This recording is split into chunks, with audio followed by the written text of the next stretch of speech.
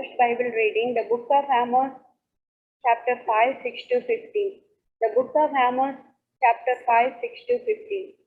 Seek the Lord and live, or he will sweep through the tribes of Joseph like a fire.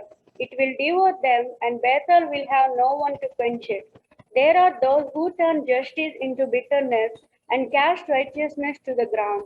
He who made the Pleiades and Orion, who turns midnight into dawn and darkness day into night, who calls for the waters of the sea and pours them out over the face of the land.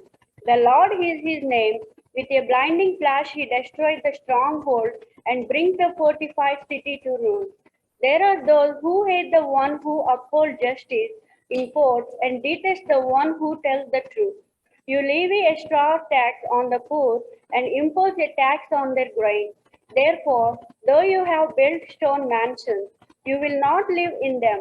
Though you have planted lush vineyards, you will not drink their wine, for I know how many are your offenses and how great your sins. There are those who oppress the innocent and take bribes and deprive the poor of justice in the courts. Therefore, the prudent keep quiet in such times, for the times are evil. Seek good, not evil, that you may live. Then the Lord God Almighty will be with you, just as you say He is. Hate evil, love good. Maintain justice in the courts. Perhaps the Lord God Almighty will have mercy on the remnant of Joseph. The word of the Lord. ఈ ఆదివారం దినంకి ఏర్పాటు చేయబడిన పాఠ్యభాగము mark సువార్త 10వ అధ్యాయము 17 వచనం నుండి 31 వచనం వరకు ఈ విధంగా రాయబడి ఉన్నది. ఆయన బయలుదేరి మార్గం పోవుచుండగా ఒకడు పరుపు ఎత్తుకుని వచ్చి ఆయన ఎదుట మోకాళ్ళని, సద్బోధకుడా, నిత్య జీవనకు వారసుడొకడుకు నేనేమి చేద్దామని ఆయనను అడిగాను. యేసు, నన్ను సత్పురుషుడని ఎలా చెప్పుచున్నావు? దేవుడు ఒక్కడే గాని మరి ఎవడును సత్పురుషుడు కాడు. నరహత్య చేయవద్దు, వ్యభిచరింపవద్దు, దొంగిలింపవద్దు, అబద్ధ సాక్ష్యం పలకవద్దు, మోసపుచ్చవద్దు, నీ తల్లిదండ్రులను సన్మానింపుము అను ఆజ్ఞను నీకు తెలియను కదా అని అతనితో చెప్పును. అంతకతడు, బాల్యం నుండి ఇవన్నీ అనుసరించుతూనే ఉంటుంది చెప్పును. యేసు అతన్ని చూచి అతన్ని ప్రేమించి, నీకు ఒకటి కొదుగు ఉన్నది, నీవు వెళ్ళి నీకు కలిగిన నీవు అమ్మి పేదలకిమ్ము, పరలోకమందు నీకు ధనం కలుగును, నీవు వచ్చి నన్ను వెంబడించమని చెప్పును. అతడు మిగులు ఆస్తి గలవాడు గనుక ఆ మాటలకు ముఖము చిన్నబుచ్చుకొని దుఃఖపడుచు వెళ్ళిపోయింది.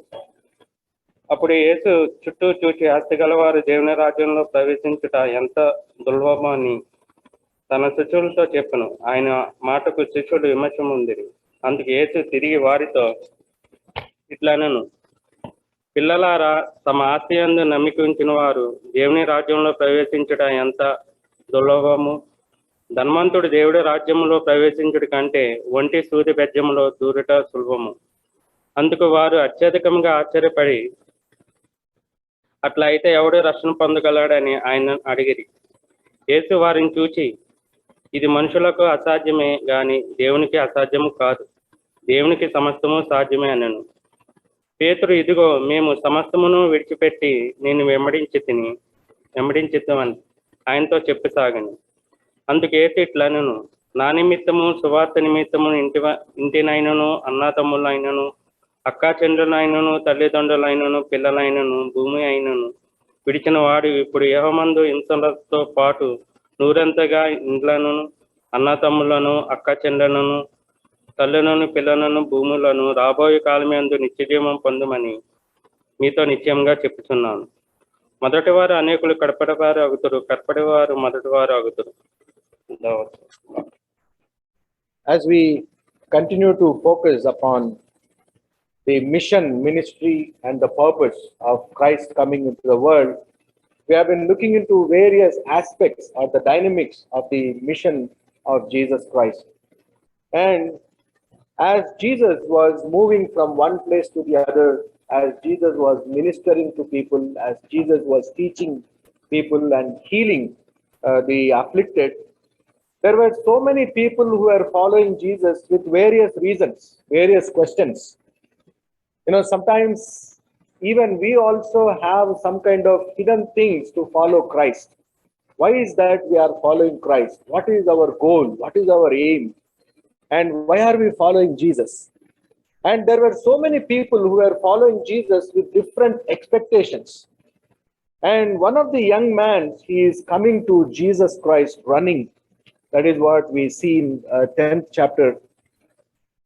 And this man is coming as Jesus started on his way. A man ran up to him and fell on his knees before him.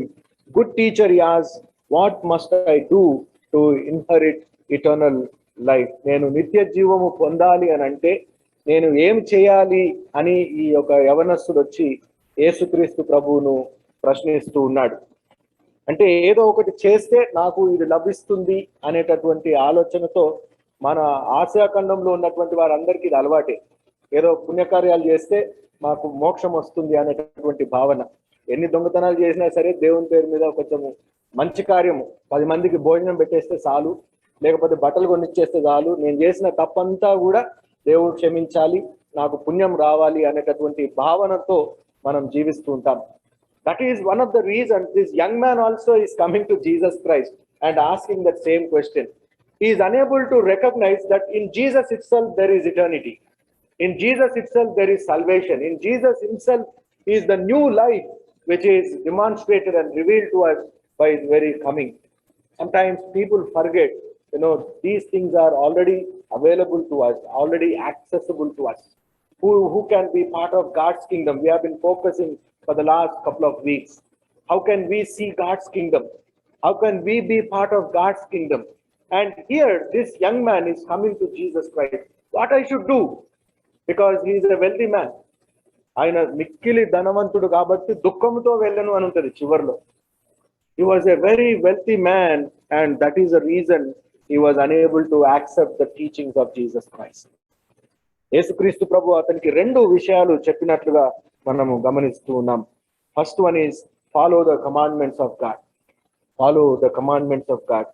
And second one is sell everything, give it to the poor, and then follow me. These 2 things are required to be a true follower of Jesus Christ. యేసుక్రీస్తు ప్రభువును వెంబడించాలి అనంటే, యేసుక్రీస్తు ప్రభువులో నిత్య జీవము పొందాలి అనంటే, యేసుక్రీస్తు ప్రభువులో మనము నిత్యత్వంలో ఆయనతో సహజీవనం చేయడానికి సిద్ధపడాలి అనంటే ఈ లోకంలో మనకు సిద్ధపాటు ఎంతో అవసరం. There is lot of preparation is required. And Jesus is asking that young man, you need to follow the commands. You need to follow the commands. And the response from this young man is, I have been following all these things. I know everything. Sometimes when we talk to people, when we ask them, you need to read the Bible, they'll say, I already read 3 times. I already read 5 times. But suddenly, if you know, do you know the meaning of that particular message or passage or word? You will not know. One of the film actors, when he was asked to recite Psalm 23, he was very nicely reciting. And another person comes to him and says, are you a believer in Jesus Christ? Do you go to church? And you recited memory words so well, Psalm 23. Then he says, no. Then how come? Yeah, without knowing the shepherd, I have been reciting this psalm for several times. Without knowing the shepherd. I don't know the shepherd, but I know the psalm. Somehow believers' lives are like that. We know psalms, but we don't know the shepherd. We don't really trust him. We don't really rely upon him. We don't really believe in him. We follow for namesake. Paul, before his conversion also, he was of same kind. Philippians chapter 3 verses 5 and 6. ఫిలిప్పీలకు రాసిన పత్రిక 3వ అధ్యాయం 5-6 వచనాల్లో పౌలు అని అంటున్నాడు, circumcised on the 8th day of the people of Israel, of the tribe of Benjamin, a Hebrew of Hebrews in regard to the law, and a Pharisee, as for zeal persecuting the church, as for righteousness based on the law, faultless. Before knowing Christ, he know law. He know Mosaic law very well. He was a Pharisee, and he was circumcised according to all the traditions. His parents, his family members kept all the traditions. They have been following very rigorously, very strongly They have been following everything what is written in the word without believing the very purpose of the word. Many Pharisees and Sadducees, they have seen Jesus Christ, but they could not accept Jesus Christ as their Savior. In today's world also, people know what is Bible, people know who is Jesus, but still they don't believe in Jesus Christ. Sometimes, we too also follow everything in the word, but we do not fulfill what exactly is written there. For boasting's sake, we can say, yes, I am a believer. I am a follower of Jesus Christ. I know what is written in the scriptures. But in our day-to-day life reality, sometimes we are like Saul, but we need to have a transformation to fall. And Jesus Christ also mentioned that if something is hindering you, you work out on that. In Matthew's Gospel, chapter 18, Matthew Suvarta, 18వ అధ్యాయం 8వ వచనం, Jesus is saying, if your hand or your foot causes you to sin, cut it off and throw it away. It is a very serious teaching of Jesus Christ. It is very harsh, isn't it? It is better for you to enter as a lame person into the kingdom of God rather than having two hands and entering into hell. His concern, his compassion for the humanity is no one should perish. And if your hand is not cooperating to do God's work, you better cut it off. Sometimes, to do God's work, we have so many excuses. So many excuses. We know the word, we know what exactly is expected from a believer, but sometimes we are very good in giving justification. And Jesus Christ is teaching and to such kind of hard-hearted people, giving excuses for the mission of the Lord, giving excuse for the ministry of the Lord. We give lame excuses. The hands which are not cooperative for the kingdom of God, you better cut them off. You cut them off. If your feet is not leading you towards the kingdom of God, if you are unable to walk towards or draw yourself closer to the kingdom of God, you need to think twice about your own existence. Why am I living? What is the purpose that I am living? Am I really fulfilling God's will in my life? What is that I have fulfilled so far for God's sake, for kingdom's sake? When we look back into our own self, we have been living for ourselves. We are very self-centered, no doubt about that. We are selfish. We live for our sake. We live for our children. We live for our family. And not only that, we even live in such a way that our generations also will live in a comfort zone. That is what we work hard. We not only just work for ourselves or for our children, even for grandchildren or great-grandchildren also, we want to ensure safety. We want to ensure prosperity. We want to ensure everything. So many things we try to provide to our families, but we are unable to provide the word of God. We don't have time to sit and talk with our children about the word of God, what God has done in our lives and in our forefathers' lives. If God did not reveal himself to our forefathers, we would have been somewhere else. But God, in his mercy, he has given us an opportunity so that in perfect way, we would be part of God's kingdom. Though imperfect we are, God is giving us an opportunity to follow his commandments in this life journey. This young man, he was saying, I know all these things. He was quoting Deuteronomy. He was quoting Leviticus. He knows everything. That is what he mentions. I know the commandments, the Decalogue. When Jesus was asking him, why do you call me good? Jesus answered, no one is good except God alone. The commandments. Do not murder, do not commit adultery, do not steal, do not give false testimony, do not defraud, honor your father and mother. Teacher, he declared, all these I have kept since I was a boy. We know everything. We know the word of God. We know what we are up to, but we give excuses for the kingdom of God. We need to examine ourselves. Am I really giving excuse to worship the Lord? Am I giving excuse to pray to God? Am I really giving excuse to give to the kingdom of God? Am I really giving excuse to be part of God's mission, that is his church? What are our excuses? In modern times, we are so good enough to give excuses. దేవుని పని అనగానే corona గుర్తుకొస్తుంది. అన్నీ జరుగుతాయి. ఏదన్నా ఆపుకున్నాం అన్ని మన ఇళ్లలో, ఏది ఆపట్లేదు. మన స్కూల్ ఆపట్లేదు, ఉద్యోగాలు ఆపట్లేదు, కొనుక్కొచ్చుకోవడం ఆగట్లేదు. ఏదైనా ఆగుతుందా? ఆగిందంతా ఒకటే, చర్చ్ పని.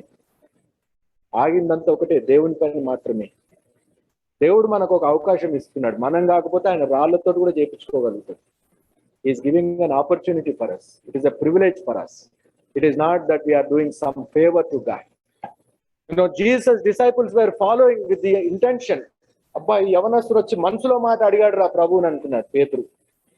మాకేంటి, మేము నిన్ను వెంబడిస్తూ ఉన్నాం కదా, మరి మాకేంటి, మాకేమి లాభం? That is what this young man Peter was asking.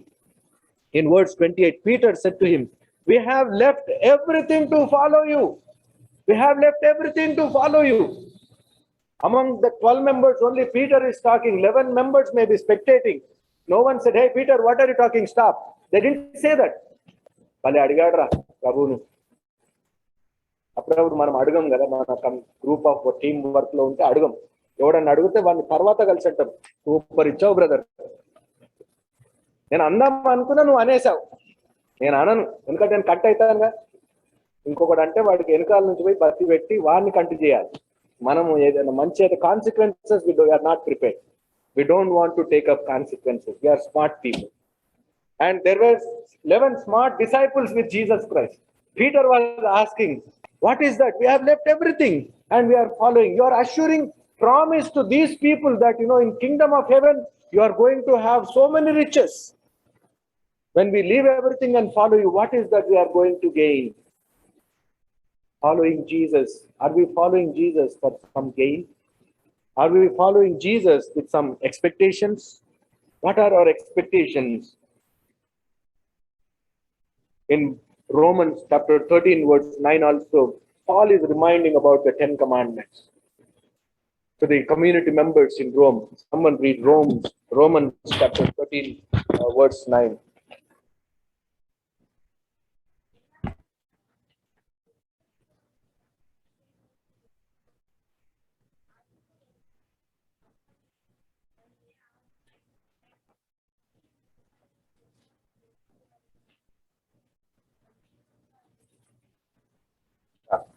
So here Paul is reminding to the members in Rome, because for the Rome church in Rome, the immediate enemy is Roman soldiers, because they were the persecutors of the church, persecutors of the believers.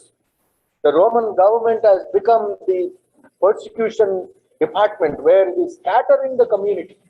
It is bringing a disunity among the church, and that is where the believers might have thought, these people are our real enemies.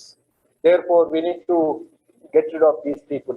But here, St. Paul is taking initiation to edify the members in Rome, saying that you need to follow the commandments, no matter whatever it is, because judgment belongs to God. We are not here to judge people.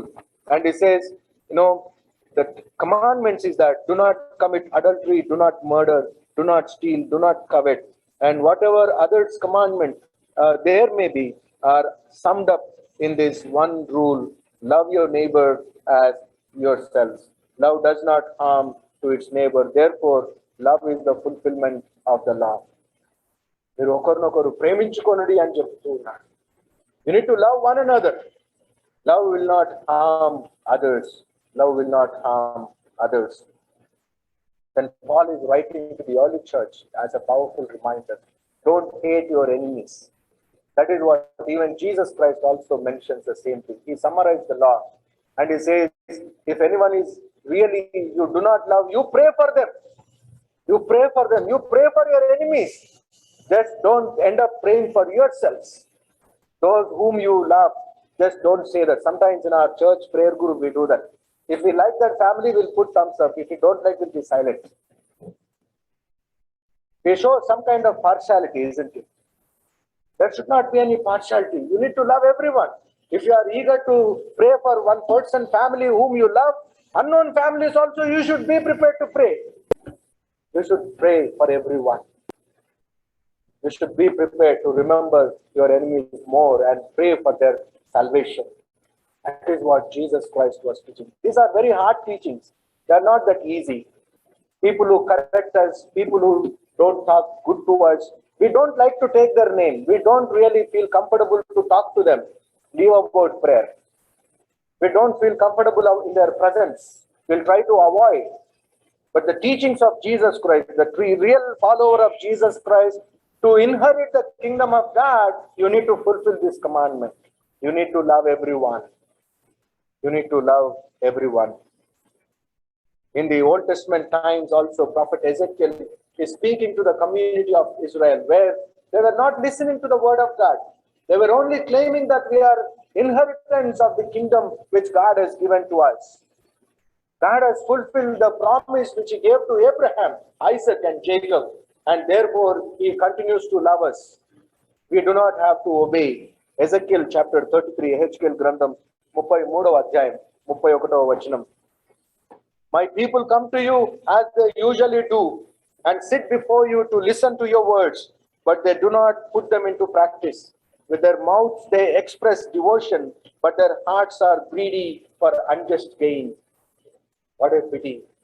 The community of Israel were so stubborn. They were coming and listening to God's word, but in their heart they were so stubborn.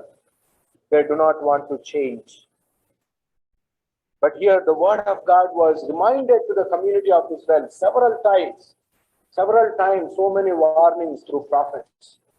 God knows what they are up to, but still he loved with all their weaknesses.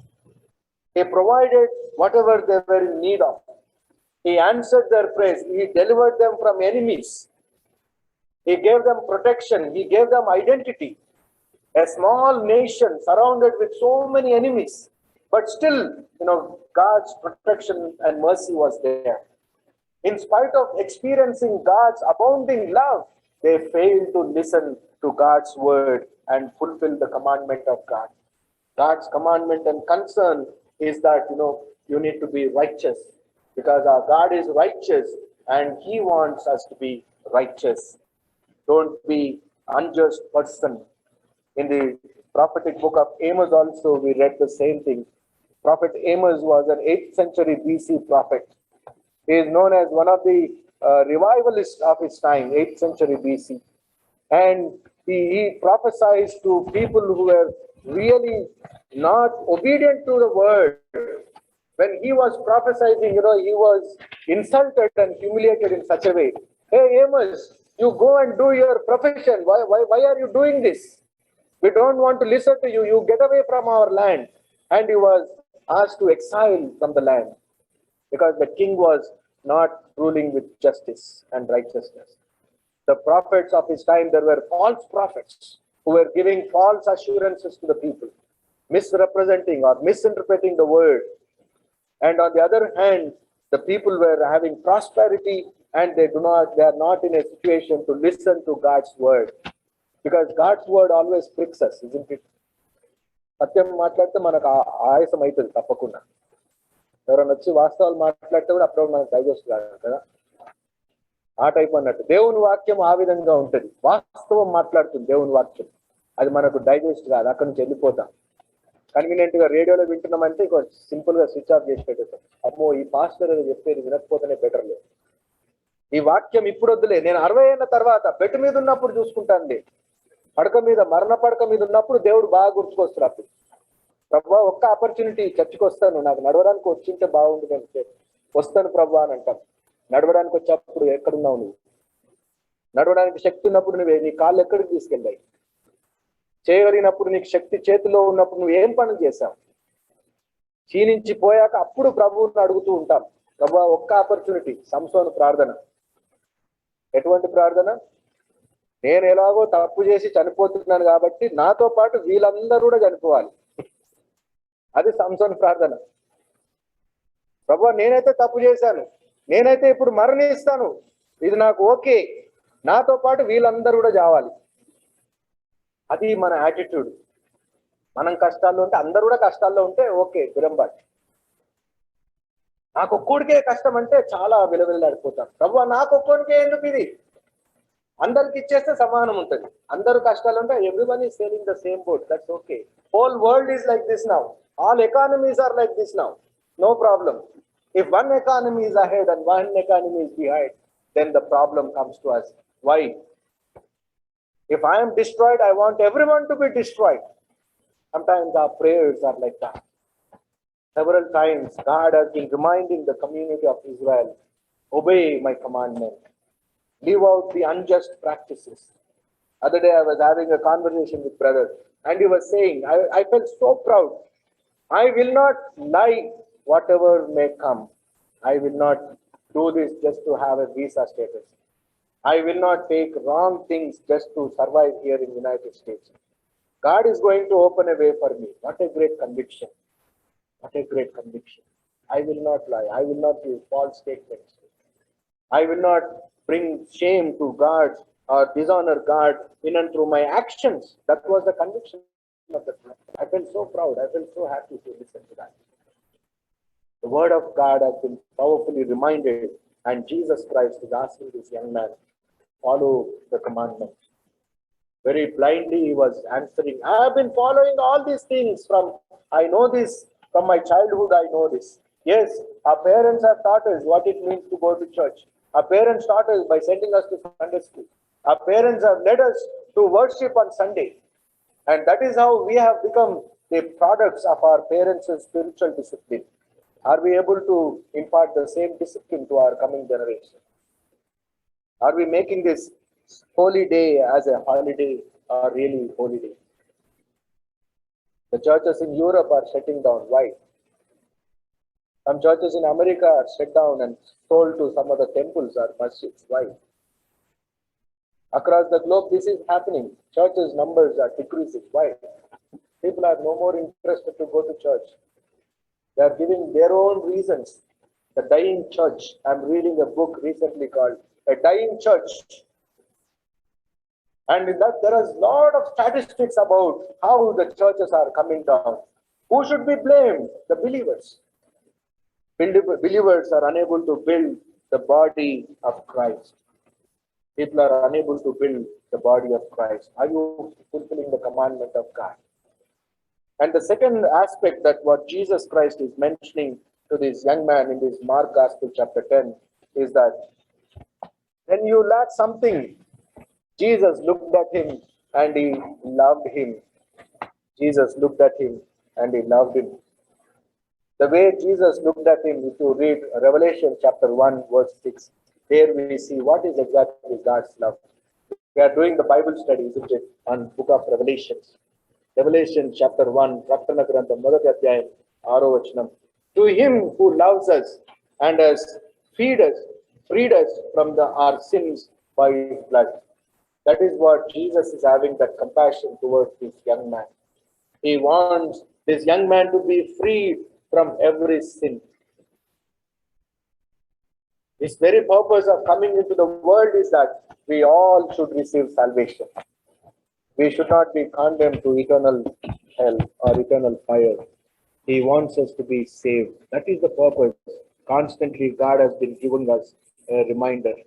And this young man was told, with a lot of love, Jesus looked at him and loved him. One thing you lack. Okay, you have been following this commandment. I appreciate that. But one more thing you need to do. Jesus is not against the wealthy people.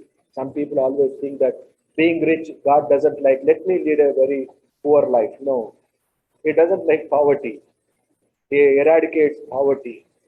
He has taken up that poverty so that we may have that riches. ఆయన మనలను ధనవంతులుగా చేయడానికి తను తాను రిక్తులుగా చేసుకుని దరిద్రుడు ఆయన అని ఉంటుంది. He has taken up that poverty. He doesn't want us to suffer.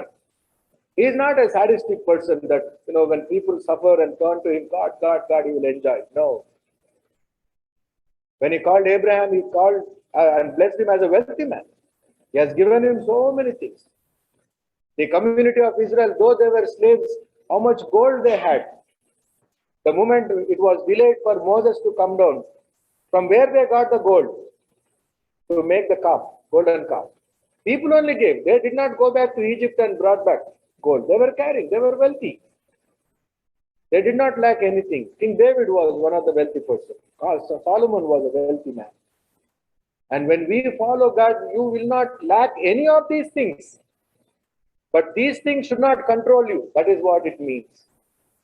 Your wealth should not control you. You should control your wealth. You should not be in control of money. You should not be in control of something else, but you should be able to have control on everything.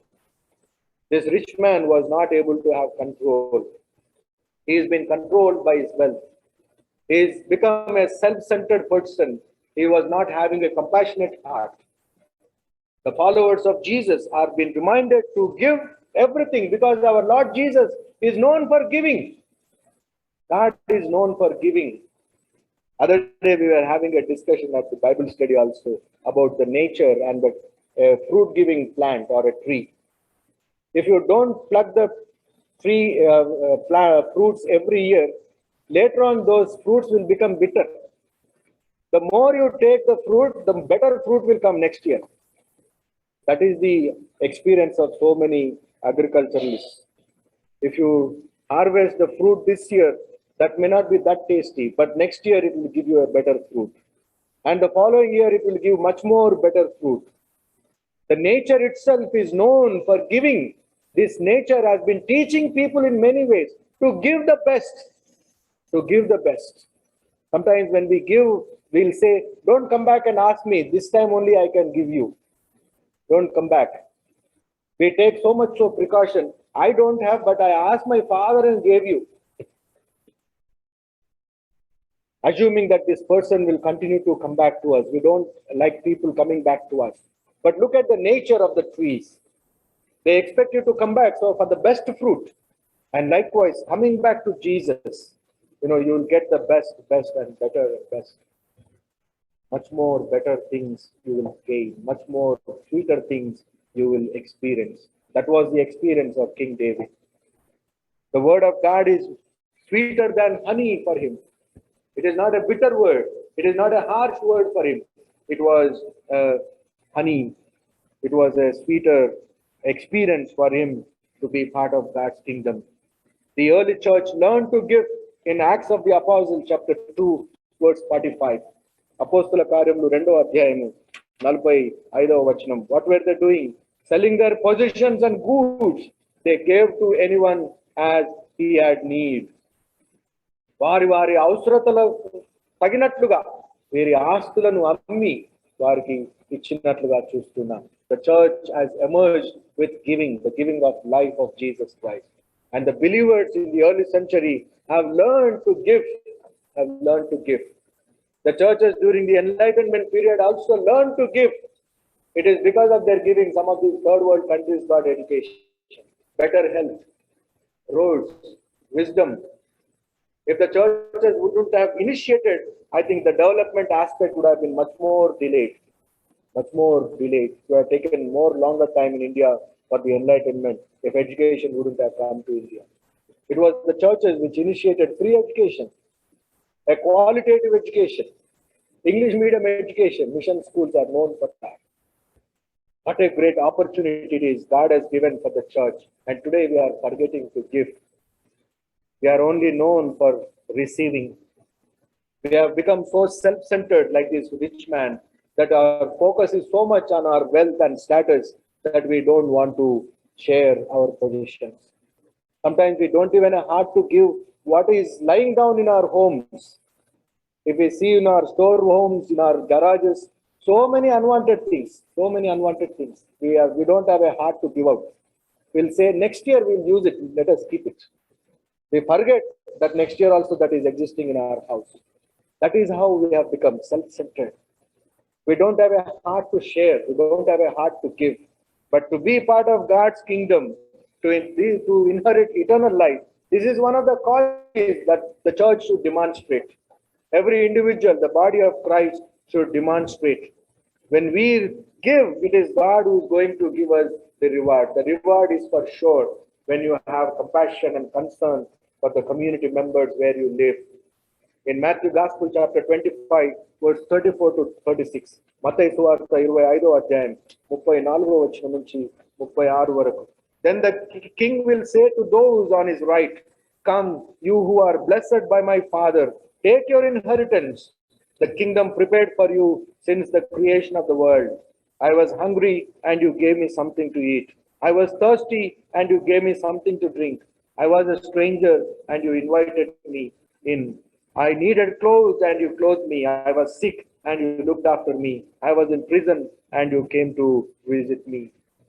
The well-being of your fellow suffering brother and sister. Taking care of your family, providing for your cousins, providing for your immediate family, providing for the community members is a responsibility of a believer. There is no meaning of your existence to live for yourselves. You are here to live for others. As Christ has come and taught us this essence, he left the heavenly abode to live with us so that we may go and live with him forever. That is the purpose of Christ coming into this world. In Acts of the Apostles, chapter 20, verse 32 also, here St. Paul was reminding these members in his farewell speech in అపోస్తల కార్యములు 20వ అధ్యాయం 32వ వచనం. ఎఫెసీ సంఘానికి సంఘ పెద్దలకు పౌలు ఈ విధంగా చెప్పుచున్నాడు. Now I commit you to God and to the word of his grace, who can build you up and give you an inheritance among all those who are sanctified. He is admonishing the elders of the church. Now I am so happy that you met me. Now I am on my way to Rome. But you people go back to the church and continue to do this sanctifying work. The sanctifying work is to build up the body, building up the body with the values with which it emerged, not with a self-centered or a human-centered church. It should emerge with the blessings of Jesus Christ. It should emerge with the essence of the kingdom values and continue to be a blessing. In Ephesians chapter 1:17 also, Paul writes the same thing. I keep asking that the God of our Lord Jesus Christ, the glorious Father, may give you the spirit of wisdom and revelation so that you may know him better, for a better understanding, so that you would know him intimately. That is what it means, a better understanding. To know him, to know the heart, to know the instinct of God. That is what it means. How close are we to God? If we are close, then we do not have to be told these things, what to do, what not. Spontaneously, we engage ourselves in doing these things. Spontaneously, we would be helpful to others. Spontaneously, we would be sacrificing certain things to give joy and happiness to our fellow brothers and sisters. In Peter also, he was writing the same thing. 1 Peter chapter 1, verses 3 and 4. పేతురు రాసినటువంటి మొదటి పత్రిక మొదటి అధ్యాయము 3-4 వచనాలు. In his great mercy he has given us new birth into a living hope through the resurrection of Jesus Christ from the dead, and into an inheritance that can never perish, spoil or fade, kept in heaven for you. పరలోకంలో మనకు దాచబడి ఉన్నటువంటి గొప్ప ఆశీర్వాదాలు అవి పొందాలి అనంటే ఈ లోకంలో దేవుని బిడ్డగా మనము జీవించాలి. దేవుని లక్షణాలు కలిగి మనము జీవించాలి. This young man was asked to do these two things. One is follow the commandments of God and sell everything, give to the poor, and then come follow me.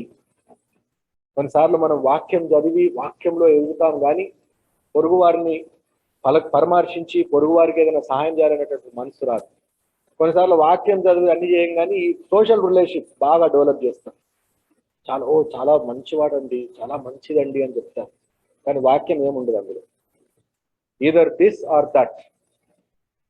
ఇవన్నీ చేస్తున్నా కూడా ప్రభువును వెంబడించకుండా ఉంటాం. This young man was like that. He was asked to sell everything, give to the poor, and then come and follow Jesus Christ. That is very important. We do sometimes following the commandments, we don't do the charity. If we are doing charity, then we are not following Christ. Something or the other. Anyhow, నేను దేవుని సేవనే చేస్తున్నాను కదా అనుకుంటాం, ఒక్కటి చేసి. ఈ మూడిట్లో ఒక్కటే చేస్తాం.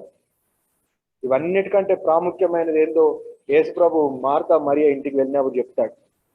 మార్తా, నువ్వు అనేకమైనటువంటి వాటితో తొందరపడుచున్నావు, కానీ మరియ మాత్రము శ్రేష్టమైనటువంటిది ఎంచుకున్నది, నా పాదముల చెంత కూర్చోవడమే. Sitting at the feet of Jesus is very important. You may be known for charity, you may be known for the wisdom like Saul, who before becoming Paul, that he was a Pharisee, he was very legalistic, and he knows the law, he knows the scriptures, he knows everything, but still he did not know the Savior. If we are like that, we are away from the kingdom of God. If we are falling away from these virtues and values, we need to ask God, Lord, give me an opportunity to serve you. Lord, give me an opportunity to spend time at your presence because I want the riches in heaven.